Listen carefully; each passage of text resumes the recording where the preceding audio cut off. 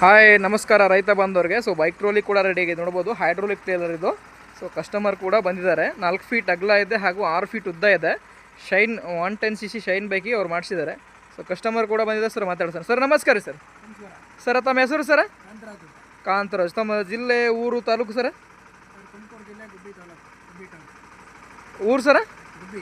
ಗುಬ್ಬಿ sir. Taluk ಗುಬ್ಬಿ, ಜಿಲ್ಲೆ ತುಮಕೂರು ಬರುತ್ತಲ್ಲ sir. ತಾವು ಯಾವ ಉದ್ದೇಶಕ್ಕಾಗಿ ಮಾಡಿಸಿರಿ ಸರ್ ತಾವು ಇದನ್ನು? ಹಾಂ ಸರ್. ಗೊಬ್ಬರ ಅಂದ್ರೆ ರೈತಾಕಿ ವರ್ಗಕ್ಕೆ ತಾವು ಮಾಡಿಸಿದಿರಿ. ಸೊ ಹೈಡ್ರೋಲಿಕ್ ಕೂಡ ಮಾಡಿಸಿರಿ ಸರ್. ಆನ್ಲೈನ್ ರೀತಿಯಿಂದ ತಾವು ಬುಕ್ ಮಾಡಿದ್ದೀರಿ. ಸೊ ಆನ್ಲೈನಿಂದ ಅಮೌಂಟ್ ಕೂಡ ನೀವು ಹಾಕಿದ್ದೀರಿ. ಸೊ ಯಾವುದೇ ರೀತಿಯಿಂದ ಮೋಸ ಅನಿಸುತ್ತಲ್ಲ? ಏನಿಲ್ಲ. ನೀವು ಎಷ್ಟು ಗಂಟೆ ಕೊಟ್ಟಿರಿ ಸರ್ ತಮ್ಮ ಬೆಳಿಗ್ಗೆ ಗಾಡಿ? ನಮಗೆ ತಮಗೆ ಗಾಡಿ ಸಿಕ್ಕಿದೆ ಸರ್? 8 ಗಂಟೆ ಮೇಲೆ ಸಿಕ್ಕಿದೆ ನಿಮಗೆ.